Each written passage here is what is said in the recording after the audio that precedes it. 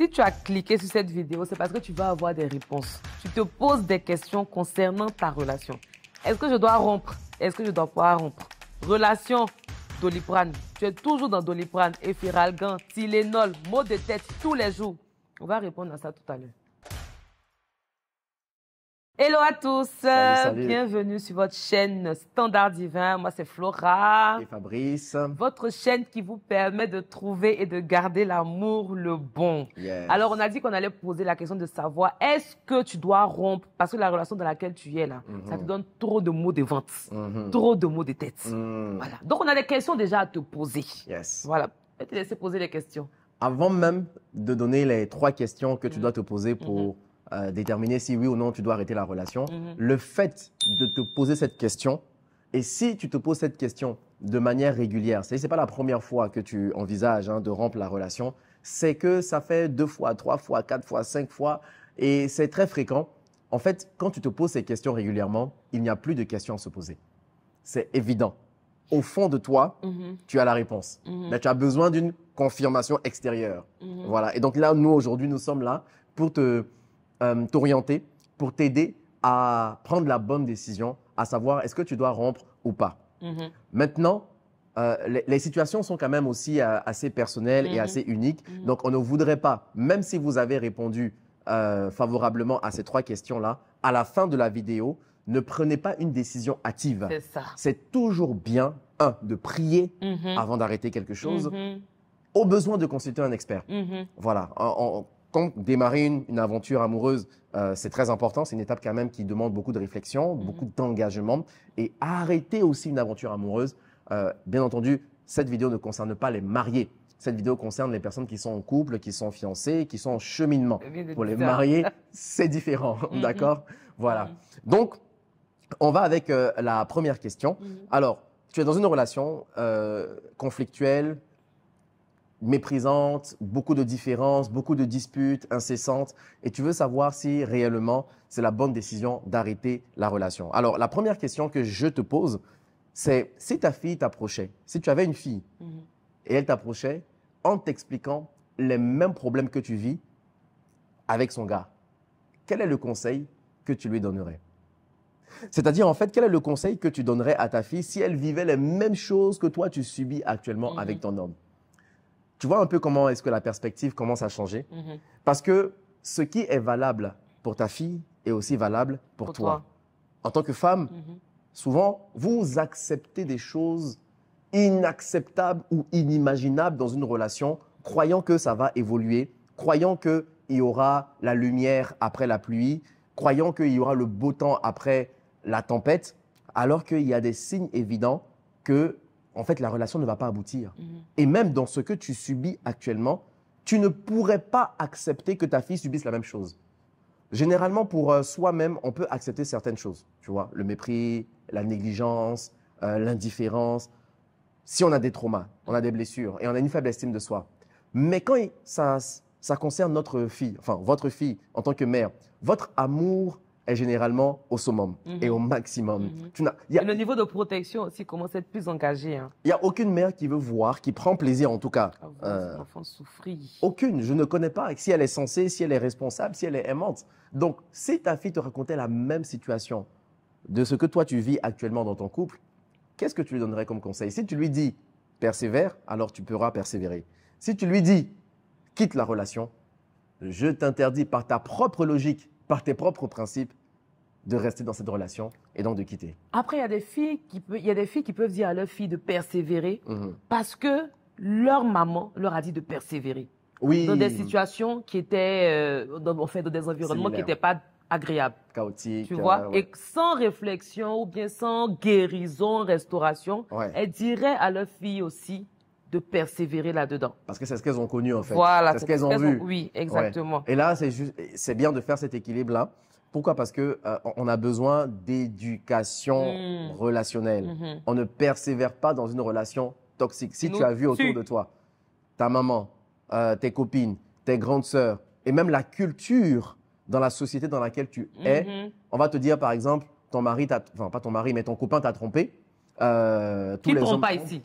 Ça sert à quoi de rester avec un homme qui te trompe C'est ça. et aller avec un autre qui va te tromper. Mhm. Voilà. Donc, il faut faire très attention à l'influence que nous avons reçue de notre environnement qui encourage les relations toxiques. Voilà. Donc, ça aussi, c'est très important. Il faut mettre un point d'honneur là-dessus. Si déjà vous savez que vous n'avez pas un bon repère en matière de relations amoureuses, naturellement, vous allez persévérer dans des relations qui sont toxiques, croyant que c'est la bonne chose à faire, alors que pas du tout. Voilà pourquoi la deuxième question à se poser, qui va vous aider à finalement déterminer si est-ce que rompre, c'est la bonne solution, c'est quel est l'impact de cette relation sur ta santé, tes études, ton travail, ton entourage, tes projets et même ta relation avec Dieu. Quel est l'impact de cette relation sur tout ce qui te concerne?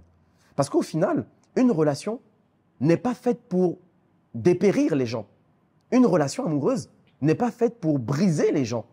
Une relation amoureuse, c'est pas un cimetière, c'est pas un tombeau où les gens meurent. Il y a des relations où quand tu rentres, mais au bout de 3 mois, 6 mois, on ne te reconnaît plus. Et tu ne te rends pas compte. Voilà pourquoi c'est important que je te pose cette question. Depuis que tu es dans cette relation, ça fait quelques mois, ça fait quelques années, qu'est-ce que tu as réussi à faire briller dans ta vie? En quoi est-ce que cette relation t'a apporté du positif de façon objective? Alors oui, on dira qu'il n'y a pas de relation parfaite. Oui. On dira qu'il y a des moments difficiles. Il y a des moments où Dieu te brise aussi. Voilà. Et il y a des moments où la relation doit faire sortir le meilleur de toi, doit faire sortir ce que Dieu veut faire sortir de toi. Il y a des moments là où tu vas avoir l'impression de souffrir, mais cette souffrance-là n'est pas pour ton mal. Cette souffrance-là est pour casser l'orgueil, et pour casser la paresse, et pour casser la peur du rejet, et pour casser l'ignorance, l'égoïsme, toutes ces choses-là. Et tu ressens une certaine souffrance là-dedans. Mais au final, on sait que tu vas porter du fruit. Exact. Il y a du bon fruit qui va sortir de là. Tout à fait. Oui. Mais écoutez, dans l'absolu, une relation qui apporte plus de mort, plus de peine, plus de troubles, ta santé, tu maigris, ta santé, tu es anxieuse, tu es dépressive, tu es triste, tu es isolé de tes amis. Une relation où, au final, en fait, ton monde autour de toi ne te reconnaît plus. Ce n'est pas une relation que tu dois continuer. Une relation même qui te fait perdre ta relation avec Dieu. Oui. Mais là même, c'est la cerise sur le gâteau. Ah. Ça, c'est la cerise sur le gâteau. Impossible. Non, non, une relation où tu n'arrives plus à prier, tu n'arrives plus à méditer, tu n'as plus le temps pour Dieu. Bon, dans le temps pour Dieu, c'est sûr que quand on est dans la phase cheminement, de dating, voilà. surtout, même pas cheminement, mais dans la phase de dating au départ. Ouais. C'est sûr que c'est là où on fait les 21 heures au téléphone. Donc, c'est normal. T'as 2 heures de prière, 3 heures de prière que ça va réserver là. Tu dis, Jésus, coucou. Non. On comprend, c'est les premières, deuxième semaines, on comprend. Mais quand tu vois que ça commence à devenir veau d'or, c'est-à-dire que le gars commence à prendre la place de Dieu. Beaucoup d'emprise. Tu remets les choses au fait à leur place. Ouais. Reviens à l'ordre intérieur directement. Non, non, c'est vrai qu'on est en train d'apprendre à se connaître, on passe beaucoup de temps, mais Seigneur, non, c'était toi que j'avais mis au départ, tu reviens au départ. Et la personne qui est là-bas même doit comprendre et doit s'ajuster à ça. Exact. La personne avec qui tu parles devra s'ajuster. Tout à fait. Quand ça dit que non, mais je pense qu'on a comme ça diminué parce que tu pries trop. C'est pas bon, c'est pas bon. Et vous voyez, en fait, c'est très important de comprendre le principe de la corde à 3 fils qui ne se rompt pas.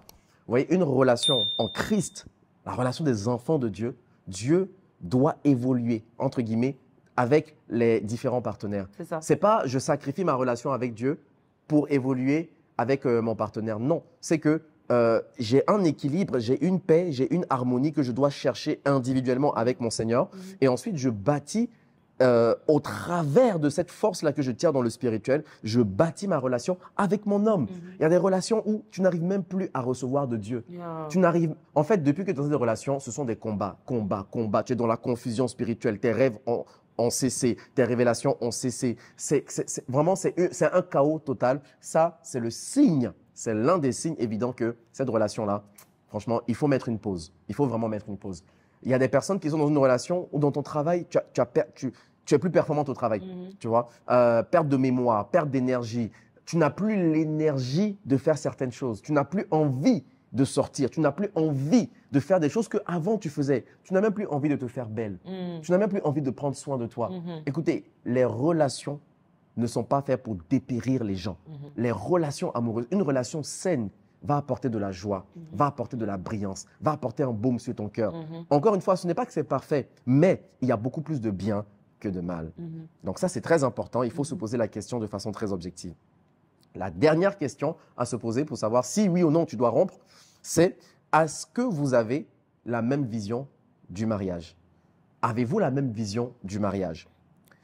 Quand survient une difficulté, et si cette difficulté-là, ce conflit, cette différence d'opinion se répète, ça sera très tendu. Voilà, on va assister à un climat de tension dans le couple. Mais avant de savoir si ça vaut la peine de faire des efforts, des compromis, des sacrifices pour faire marcher la relation, posez-vous la question, est-ce que la finalité, est-ce que la destination de cette relation, en fait, me rejoint et nous rejoint? On a vu, par exemple, des couples qui nous ont approchés pour des problèmes de communication. Elle me coupe la parole, il me coupe la parole, il est silencieux, elle est silencieuse, il boude, elle boude, il ne veut pas changer d'avis, il ne me comprend pas, il me juge, etc. Et ils avaient besoin d'apprendre à mieux communiquer. Alors, nous, on a vu effectivement qu'il y avait un problème, oui, de communication, mais la raison même, la raison d'existence du couple, la raison d'être de cette relation était déjà fébrile. Parce qu'on se dit, OK, supposons que les problèmes de communication sont résolus.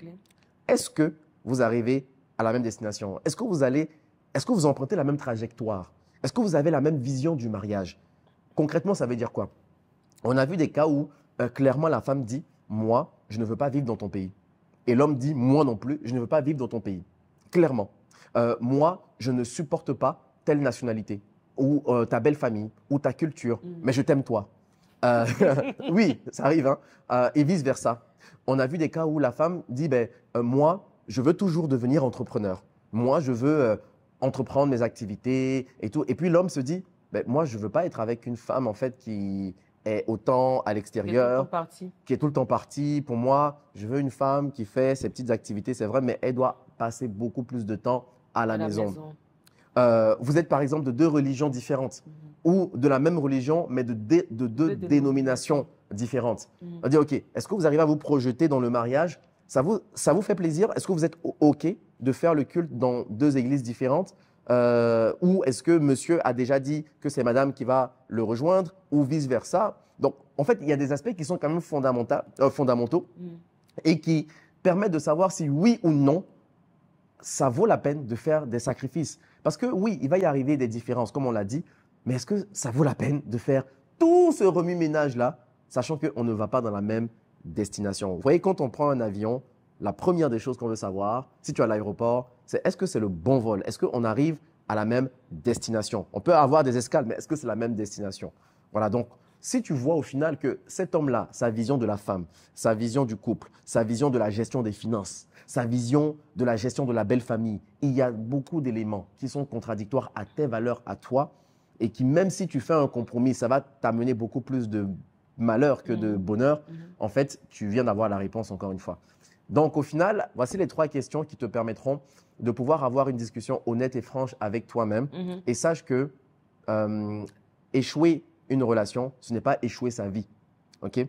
Échouer une relation, ce n'est pas… c'est sûr que c'est un choc. C'est sûr que c'est un drame en tant que tel parce qu'il y a une souffrance qui est générée par le fait d'arrêter une relation, surtout avec une personne qu'on a aimée et qui nous a aimés. Mais c'est aussi l'occasion de te donner un nouveau départ. Voilà. Persévérer dans des relations qui n'ont pas d'aboutissement, ça crée beaucoup plus de mal que de bien au final. Donc, on espère que ces vidéos t'ont aidé et t'a permis de pouvoir au moins avoir un autre regard sur ta situation. Et puis, on rappelle, si tu veux vraiment bénéficier d'une grâce excellente et abondante de mariage, de relations, nous sommes les bergers de la communauté Impact Centre Chrétien à Abidjan. Abonne-toi, nous sommes établis, on a hâte de te voir. Si tu cherches en tout cas une église qui va prier pour toi, si tu cherches des bergers, des pasteurs qui sont amoureux du Seigneur, qui sont embrasés par le Saint-Esprit, qui ne veulent vivre que pour Dieu et qui veulent transmettre la connaissance de Dieu dans le peuple de Dieu, franchement, nous avons une bonne adresse à ICC Abidjan. Très bien. Et finalement, la communauté aussi des La divines. communauté des divines, la communauté des femmes des standards divins dans lesquelles on parle de problématiques de femmes. Il y a des célibataires, des filles en cheminement, des mariés. On fait aussi des matchings. Donc, en tout cas, c'est une communauté dans laquelle on se retrouve. On est plus d'une centaine en ce moment. Oui. Et voilà. Donc, si tu veux nous rejoindre, n'hésite pas, envoie-nous un courriel, écris-nous et puis on se fera un plaisir au fait de t'ajouter. Très bien. Et finalement, avant de quitter, pour des cas sensibles, on sait que cette vidéo peut-être va faire réfléchir. Pour des cas sensibles, prenez un coaching, prenez un rendez-vous. Vous pouvez nous rencontrer de façon virtuelle par vidéoconférence. Les liens, tous les liens sont dans la description. Et pour des cas aussi qui ne sont pas sensibles, là, je vais revenir un peu. Parce qu'il y a des filles là, Fabrice, elles m'ont dit, ah, il ne me dit pas je t'aime. Lui là, il n'est pas attentionné. Il n'est pas, moi, il veut rompre. Tu vois, non, ce n'est pas des questions qui sont des fois essentielles. Donc, ne prenez pas ce qu'on a dit en disant que non, non, ça veut dire que je dois rompre. Non, non, toi aussi, revois-toi. Non, mais parce qu'elle aussi, en fait, elle est une personne toxique pour l'autre. Oui, mais elle ne se rend pas compte qu'elle est toxique. Oh, oui, elle doit rompre parce qu'elle est... Elle doit rompre parce qu'elle est toxique. Ok. Oui, effectivement. Donc, non, en fait, dans la rupture, ce n'est pas forcément la personne la fautive. Oui, ça peut être toi-même. Ah, absolument. Effectivement. On pourra faire une autre vidéo des personnes qui sont toxiques elles-mêmes. Et qui ne se rendent pas compte. Et qui disent que sur les autres, les personnes toxiques. On vous a dévoilé. Allez, en tout cas, les amis. à très bientôt. Bye bye. Peace.